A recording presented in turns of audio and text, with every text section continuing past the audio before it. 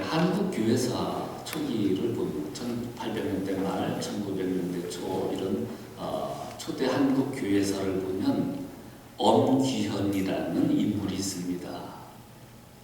공식적인 기록에 의하면 경동 제 감리교입니다. 거기 영수라고 하죠. 장로교의 장로직분과 똑같습니다만은 엄귀현 영수가 계셨습니다.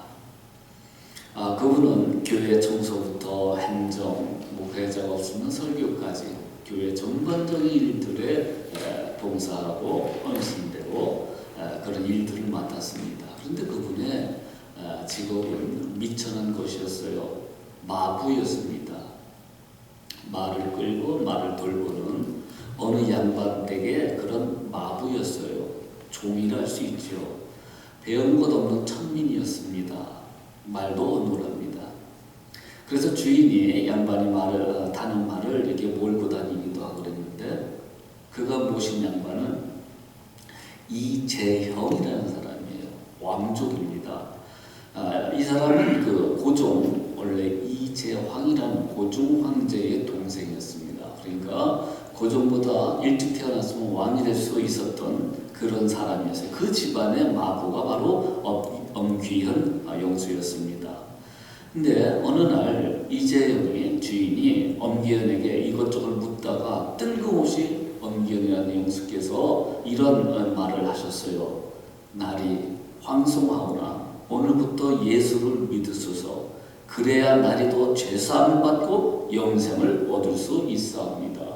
지금 이 복음의 메시지를 아주 간략하게 전하는 거지요. 그러자 이재영 그 양반이 화를 버럭 냈어요. 그런데 놀라운 일들이 일어났습니다. 얼마 후에 이 이재영이라는 양반이 엄귀현의 말대로 예수님이 영접한 거예요. 그리고 이 왕족 귀족 가운데 최초의 목사가 되었습니다. 자, 우리 이 마부였던 천대받던 마부 엄귀현 영수의 그런 모습은 아무 능력이 없어요. 예, 세상적으로 봐도 그렇고 어수룩하게 이 복음의 메시지를 전했는데 그 사람의 메시지가 이 왕족인 이재영 양반의 삶을 완전히 바꾸어 놨어요. 여러분, 이 복음이라는 것은 이렇게 단순합니다. 또 이렇게 강력합니다. 원초적 복음의 핵심인 예수 그리스도 그분을 전하는 거죠. 그분을 믿음으로 말미암아 우리의 영혼과 삶이 완전히 코페르니쿠스적인 전환을 이루게 되는 것입니다. 복음의 핵심은 뭡니까? 예수 그리스도의 십자가 죽으심 그리고 부활하셨다는 것, 그것을 들음으로 우리가 크게 감동을 받고 감화를 받지 않았습니까? 그것이 옛날의 사건으로만 있는 것이 아니라 지금도 예수 그리스도의 십자가 그 사건을, 그 은혜를 듣기만 해도 우리의 마음과 심장이 뛰지 않겠습니까, 여러분? 십자가의 복음과 부활하신 예수 그리스도를 들으면 우리의 마음이 뜁니다. 그리고 강한 성령님의 임재하심을 우리는 경험하고 있습니다. 고린도 교회 사도 바울의 2차 전도 여행 중에 마게도니아 지방에 도착해서 빌립보 지역과 데살로니가 지역의 교회를 세우게 되지요. 그리고 베레와 아테네 지역을 거쳐서 고린도에 첫 도착을 하였습니다. 그 당시 고린도는 대단한 큰 항구 도시였습니다. 습관대로 고린도에 있는 한 회당을 찾아가 그 회당이 이스라엘의 그런 신앙 공동체 마을 공동체 아닙니까? 회당장이 찾아가서 그 회당장은 바로 오늘날로 이야기하면 교회의 어떤 관리한다든가 또 성경을 가르칠 수 있는 그러한 일을 감당하는 회당장입니다. 그에게 복음을 전했지만은 유대인들은 복음을 거부하였습니다. 회당에 찾아가 사람들 모이니까 복음을 전했지만 유대인들이 어떻게 했어요? 거절했단 말이죠. 거부했단 말이죠. 이에 바울은 회당역 한 이방인 가정으로 장소로 옮기게 됩니다. 그 이방인들을 대상으로 복음을 이제 전하게 됐지요.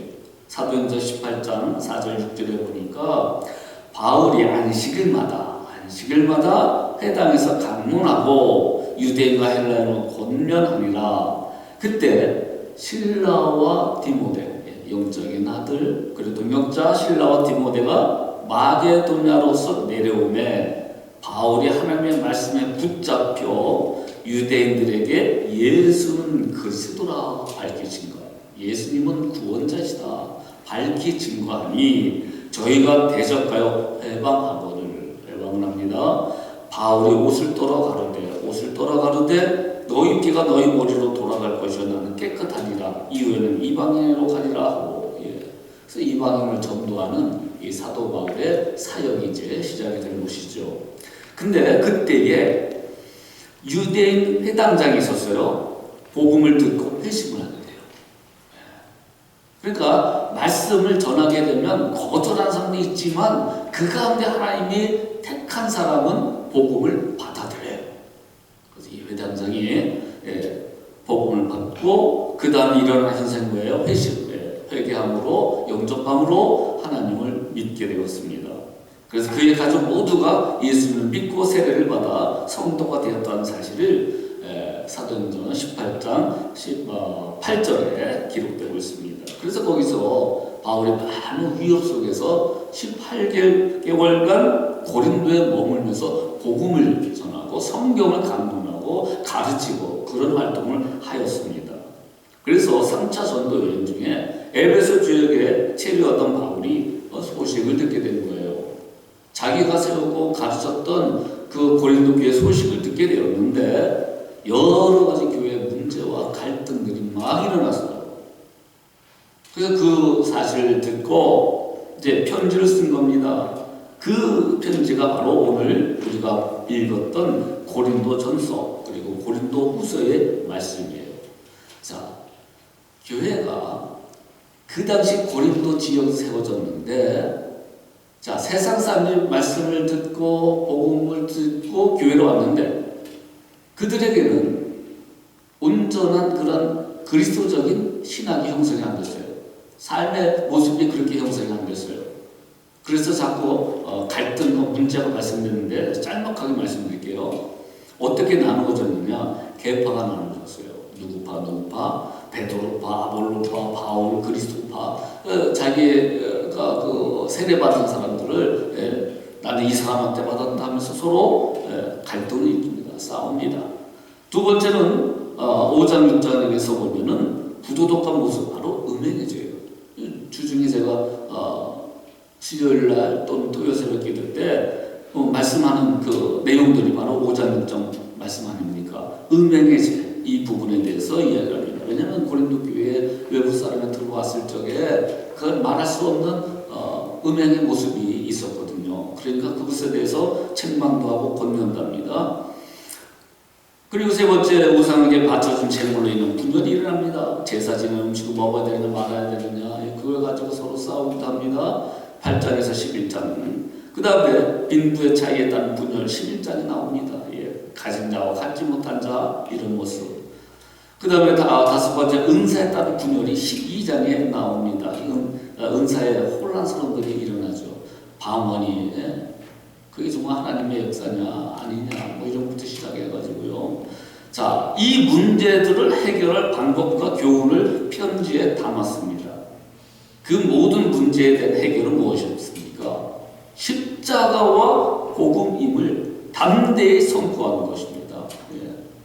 십자가의 복음, 그것이 하나님의 지혜요, 그것이 교회에서 증거되고 나누어져야 되고 배워나가야 되고 그 안에서 하나가 되어야 되는 것이 바로 이 고린도 전서의 편지라는 것입니다.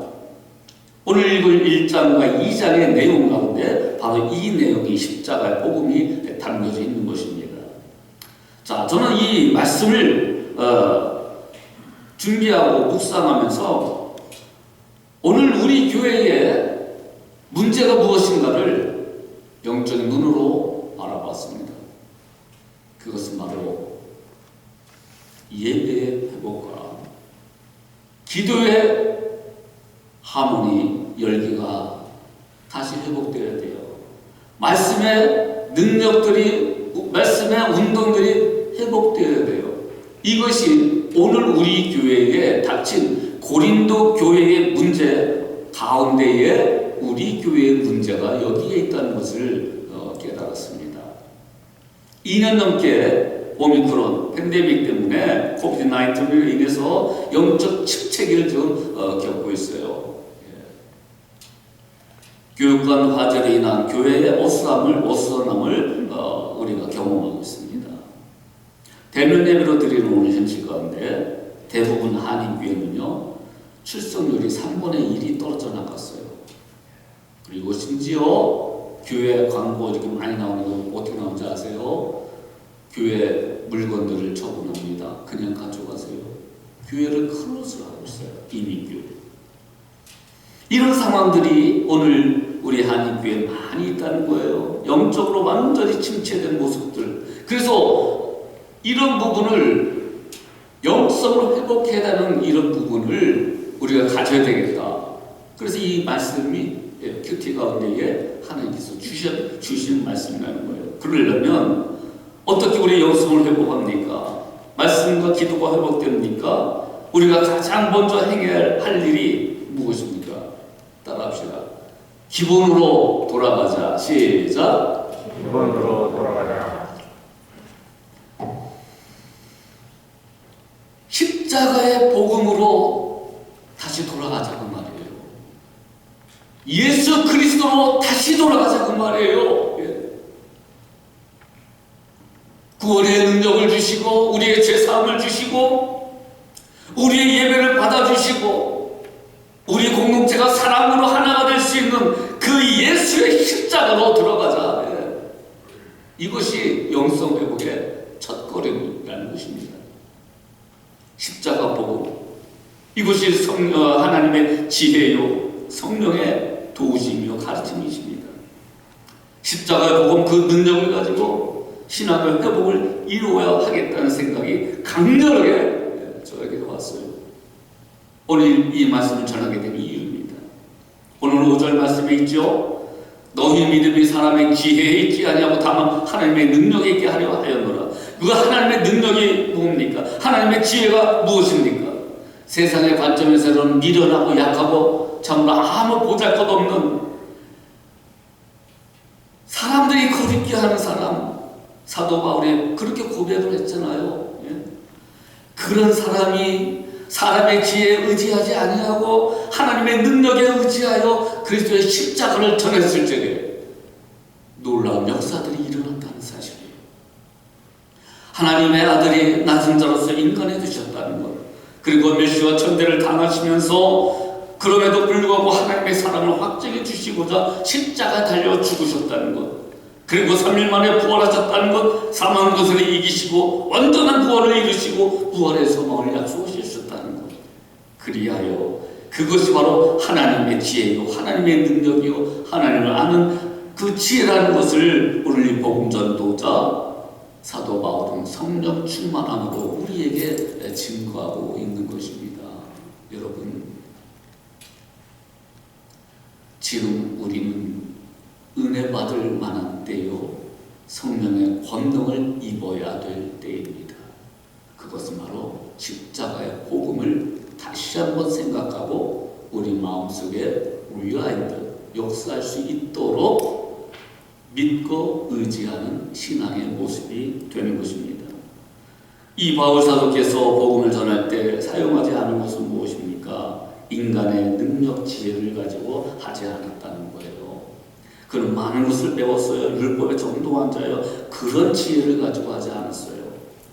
그리고 그가 알고자 작정한 것이 무엇입니까? 1절 말씀 다 같이 1절, 2절 띄워주시면 감사하겠습니다.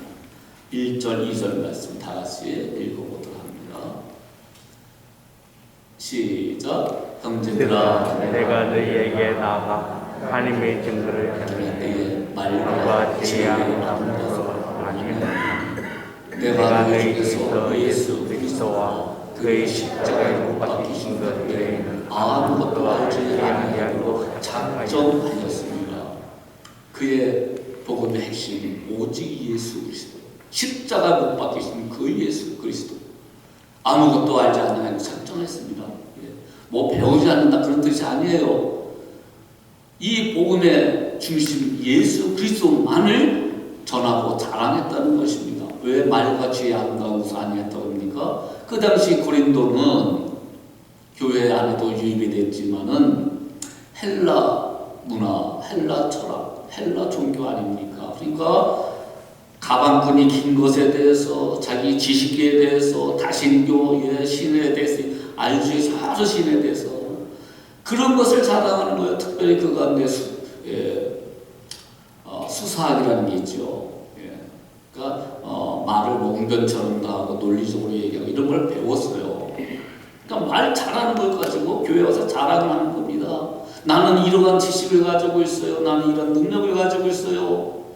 이런 것을 자랑하면서 자꾸 교회에서 그것을 가르치고 또 나름대로 자꾸 자랑을 하니까 사도 바울께서는 그러는 거예요. 말과 지혜의 아름다운 것으로 복음을 전하는 것이 아니라 오직 예수 그리스도와 그의 십자가를 못 박히시는 것 외에는 알지 않기로 작정을 하는 것입니다.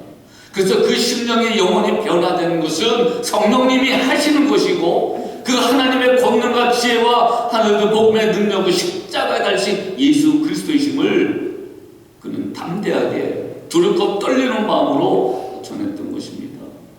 여러분, 기독교는 말 그대로 그리스도를 믿는 신앙입니다. 오직 진리는 예수 그리스도 그 한 분만으로 그 진리를 선포하는 것입니다. 그런데 오늘날 미국과 또 특별히 이민교회가 이러한 십자가의 복음이 사라지고 있고 세상 지혜로 어떻게 하면 구원할까? 세상에 어떻게 하면 성도들의 입맛에 맞게 목회를 할까? 어떻게 하면 새로운 시스템, 새로운 컨텐츠를 가지고 사람들 구미에 맞는 설교를 할까? 전전긍긍하고 있습니다. 그러다 보니 하나님의 능력과 지혜가 사라지고 인본주의에 의한 그러한 공동체가 되어버리는 경향이 상당히 많습니다. 그래서 여러분, 복음의 능력이 나타나는 가장 첫 번째 사건이 뭐예요? 그건 회개의 불길이 일어나는 거예요. 이건 초대교회에서 한국교회사를 보면은 그리스도의 복음이 전파되면요 반드시 회개의 열매들이 나타나요. 그래서 자신의 죄를 회개하면서 주님 앞에 무릎 꿇습니다. 그리고 말씀의 운동이 일어납니다. 말씀을 배우려고 합니다. 말씀을 들으려고 합니다. 그래서요 초대 한국교회사에 기록 보면은 뭐 3박 4일, 어떨 때 일주일 동안 거의 밤새도록 부흥회를 했어요. 그리고 제자훈련이 들어갔어요. 이런 막 운동들이 일어난 겁니다. 세 번째로 전도와 선교의 열정이 막 불타오르기 시작합니다. 어떨 때요? 십자가 복음이 증거될 적이에요. 오늘 우리 엘센트로 공동체 이제 대면 예배를 드리고 있어요. 어쩌면 영적인 나태함을 우리가 극복해야 될 이 시점입니다. 말씀이 회복되어야 될 이 시점입니다. 기도와 회개의 역사들이 일어나야 될 이 시점입니다. 우리의 영적 나태함을 주님 앞에 회개하면서 정말 주님의 십자가 앞에 나와서 하나님의 말씀을 사모하고 이 지역에 죽어가는 영혼들을 구원을 위해서 기도하고 우리 자녀들과 우리 가정이 하나님의 귀한 가정이 될 수 있도록 기도하고 예배를 귀히 여기며 하나가 된 사랑의 공동체가 되기를 주님의 이름으로 축복합니다. 십자가의 복음이 십자가의 복음. 3절에 보니까 사도 바울은 너희 가운데 거할 때에 약하고 두려워하고 힘이 떨어노라 이렇게 이야기합니다. 이 말은요 고린도후서 10장 10절에도 나온 것처럼 저희 말이 이제 이 편지글을 받는 사람들이죠. 유대인과 이방인들. 그 편지들은 중하고 힘이 있으나 글을 보니까 아주 대단한 거죠. 복음의 어떤 능력들이 있고요. 그런데 그 몸으로 대할 때는 약하고 말이 시원치 않다 하니 수근수근한 거 들은 거예요. 사도가 뭘 수근수근거렸어요? 예. 바울이 편집글인데 그 사람 모습을 보니까 형편없어. 그 당시에는 이 머리가 벗겨진 것을 해서 수치스러움으로 자꾸만 욕을 했는데 뭐 지금은 안 그렇지만 그 당시엔 그랬어요. 율법적으로 따지고 볼품이 없어요. 그리고 말을 시원찮게 하지 못해요. 그러니까 사도 바울은 말에 어떤 그 은사가 좀 부족했죠.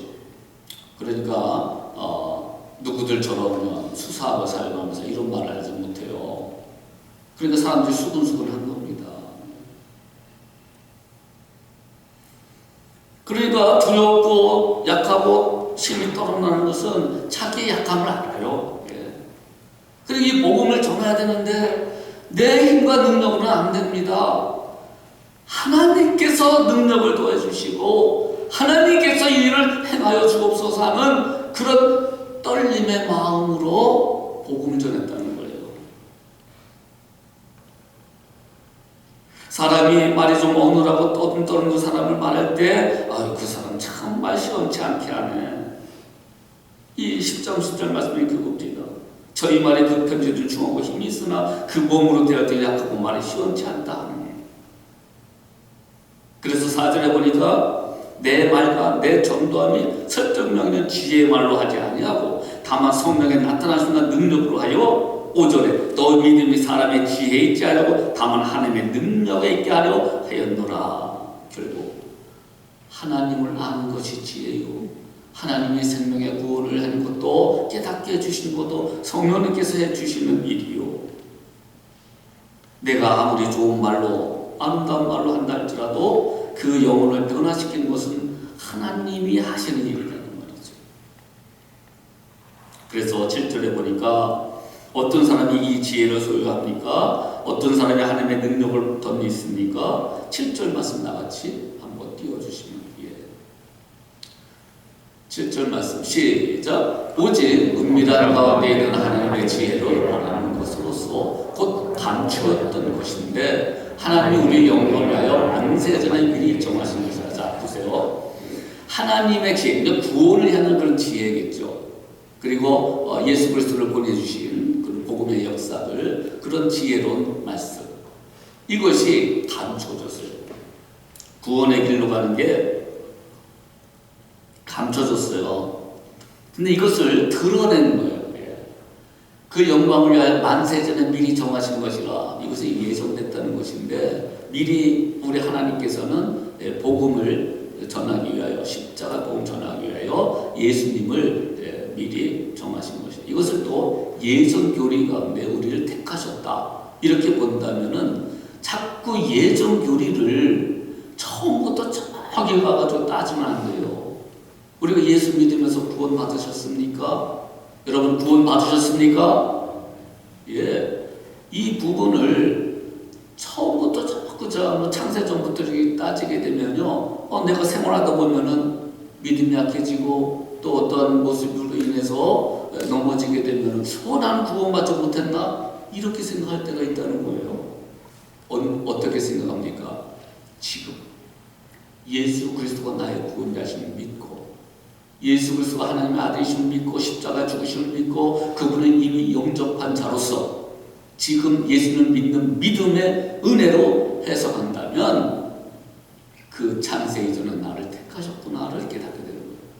그리고 장차 오실 주님에 대해서 재림의 소망을 갖게 돼서 이 믿음의 구원의 역사가 흔들리지 않는 것입니다. 자, 근데 그것은 우리의 힘과 능력으로 깨어져지는 게 아니라 하나님께서 성령께서 우리의 눈과 마음을 열어주심으로 깨닫게 하시는 겁니다. 8절 말씀 나가서 읽어봅니다. 시작. 이 지혜는 이 세대의 통치자들이 한 사람도 알지 못하였나니 만일 알았더라면 영광의 줄 십자가 못 박지 아니었습니다. 그 사람들이 십자가 못 박혀 예수님을 죽게 했잖아요. 유대인들이, 로마 군정들이 이걸 알았다면 어떻게 죽이겠습니까? 근데 이들은 눈이 가려져 있어가지고요 그렇게 해냈단 말이죠.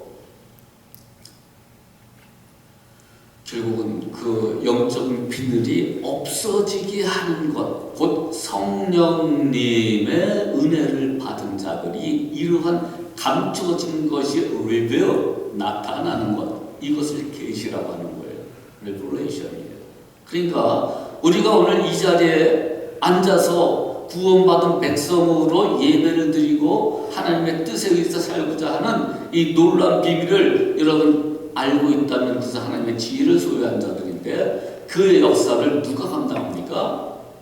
성령님께서 하셨다는 거예요. 그러면 내가 예수 그리스도를 확실한 나의 구주로 믿고 영접하고 그분의 말씀을 살려고 한다면 그 사람은 성령을 받은 사람이에요. 성령의 인도함을 받은 사람이에요. 성령님의 능력을 받은 사람이에요.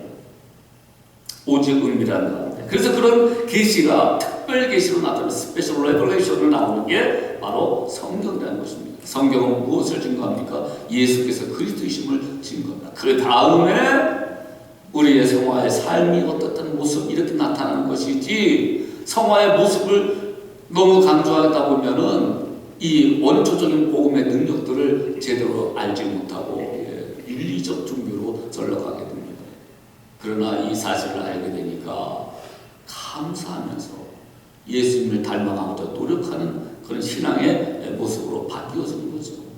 오늘 여러분 동영상을 보지 않았습니까? 한 사람의 전문가가 되기 위해서 또 성공하기 위해서 말할 수 없는 시간을 투자합니다. 그런데 구원에 있어서는 그렇지 않아요. 영접하는 거예요. 믿음으로 받아들이는 거예요. 우리의 노력도 한다고 해서 구원받는 것이 아니에요. 전적인 하나님의 은혜입니다. 구원의 역사를 받아들입니다. 자, 구원의 은혜를 받아들이면 내 삶의 변화가 분명히 일어납니다. 사는 목적과 관점과 내용들이 달라져요.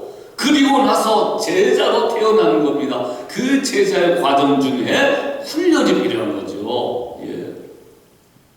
그래서 저는 예수 믿고 구원받은 백성으로서만 있는 것이 아니라 하나님의 제자로 살아야 되기 때문에 말씀을 전하는 거예요. 말씀을 가르치려고 하는 거예요. 말씀 안에 인격이 변화될 수 있도록 노력을 하는 것입니다.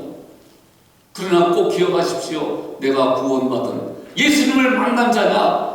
이 질문을 다시 한번 확인하면서 그리고 나서 내가 제자의 삶을 살아야 되겠다라는 도전의식을 가져야 합니다. 그 지혜는 이 세대의 통치자들이 항상도 알지 못했다고 했습니다.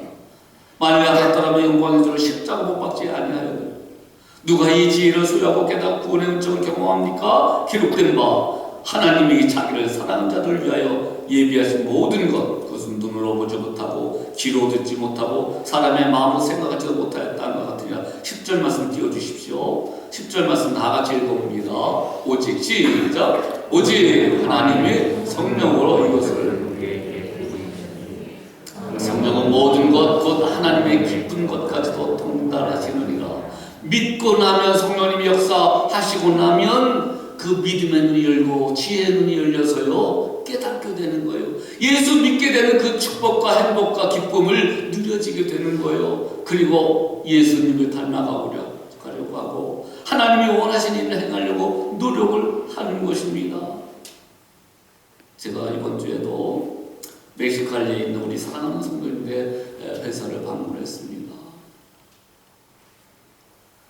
얼마나 큰 감동을 받는지 모르겠어요. 하나님, 선교가 뭡니까? 우리에게 주신 선교가 뭡니까? 그런 음성을 주시더라고요. 엘센토로 사는 자체가 선교다. 멕시코에 가보니까요, 여기란 또 천지차이에요. 일단 환경이 그렇게 녹록지 못합니다. 정말 힘든 곳이에요. 날씨도 여기보다 더 더워요. 그곳에서 참으로 그 귀한 일들을 감당하고 있는 우리 성도님을 보니까 얼마나 참 귀하고 아름다운지 자랑스럽기도 하고요. 그래서 집사님한테 그런 말씀을 드렸습니다. 집사님은 이곳에 파송된 하나님의 부르심 입은 선교사입니다. 여러분들이 있기 때문에 멕시코에 많은 사람들이 유익함을 얻게 되는 것이고, 또 아무래도 관점이 뭡니까? 거기 있는 사람들, 또 우리 한인들 특별히 예수 믿도록 기도하고 있습니다. 그것이 바로 뭐예요? 선교사죠, 선교사. 진리를 깨달을 수 있도록, 예수님을 소개할 수 있도록 그렇게 노력을 하는 겁니다. 고린도 교회의 십자가의 능력이 자꾸 그 이방 사람들이 들어와가지고 잘못 형성된 사람들로 인해서 자꾸 헬라 철학화 시켜버려요. 일반 종교화 시켜버려요. 십자가의 지혜를 자꾸 헬라 문화화를 시킵니다. 지식화를 시킵니다. 헬라 문화와 지식 가운데 심리학이라는 게 있어요. 자꾸 자기 마음에 기쁘면 그 하나님 은혜고, 마음이 좀 좋지 않으면 하나님의 은혜는 하나님 살아계시지 않아, 이렇게 생각하는 게 인본주의 심리학 아닙니까? 그런데 예수 그리스도를 체험하는 건 뭐예요? 말씀의 체험이에요. 예수 그리스도의 은혜는 뭐예요? 말씀을 통해서 그리스도의 능력을 얻게 되는 것입니다. 십자가의 복은 무엇입니까? 예수 그리스도의 말 그대로 십자가 사건을 얘기합니다. 십자가의 사건을 바라보면 거기에 치유가 일어나요. 죄사함이 일어나요. 그 십자가의 능력을 우리가 체험하게 되면은 미래의 소망이 생기게 돼요. 그리고 사랑이 넘치게 돼요. 감사하게 돼요. 우리 인생의 목적과 뜻을 깨닫고 주님과 동행하고 행복하게 삶을 살게 되는 것입니다. 십자가의 복음이에요. 십자가의 복음. 그 십자가 사건이 나의 죄를 대속하기 위하여 죽으셨다는 것을 깨닫고 날마다 주 앞에 나와 회개하며 주님의 은혜를 사모하며 주님의 말씀을 생각하고 묵상하고 그렇게 나오는 것입니다. 십자가의 은혜입니다. 십자가의 복음이 우리 다시 한번 회복되어야 합니다. 그래서 죄와 사망의 법, 오늘 제가 기도 가운데 참 은혜를 받았어요. 로마서 8장 말씀을 암송하며 로마서 8장 말씀대로 살려고 하고 1절과 2절 말씀이 뭐예요? 그리스도 예수 안에는 결코 뭡니까? 정죄함이 없나니